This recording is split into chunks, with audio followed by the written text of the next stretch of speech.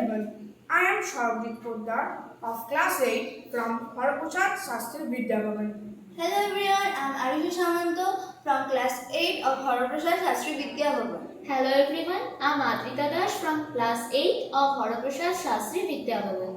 And we are going to represent the use of quadcopter in environmental issue. According to the Sir Isaac Newton's second law, force equal to mass into acceleration, we have made a device called quadcopter. Quadcopters are small or medium-sized unmanned aerial vehicles, also called UAVs. They are unique in that they drive remotely and autonomously, and they are capable of maintaining a controlled, sustained level of flight.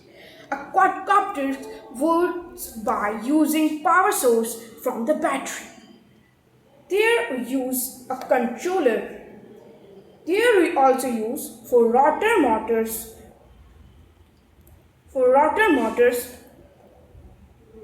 And four propellers are also attached to the rotor motors.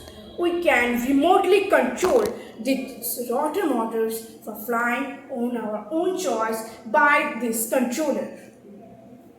Now, the utility of this project quadcopter is described by Arushi. Thank you, Sharvik. I am going to describe the utility of a quadcopter in agricultural use.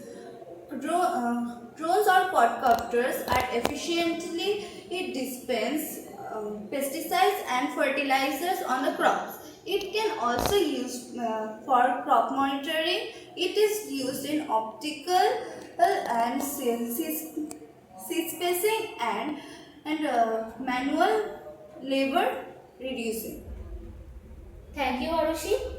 Using quadcopters in forestry. Using quadcopters in forestry offers numerous advantages like providing high resolution aerial imaginary and real life data.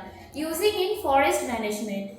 Quadcopters equipped with thermal sensor and high definition cameras enable firefighting team to access fire spread and hotspot with greater accuracy. Search and rescue. During a flash flood, quadcopter can offer a bird's eye view of where water is flowing and help to predict where it will rise, as well as spot people in distress.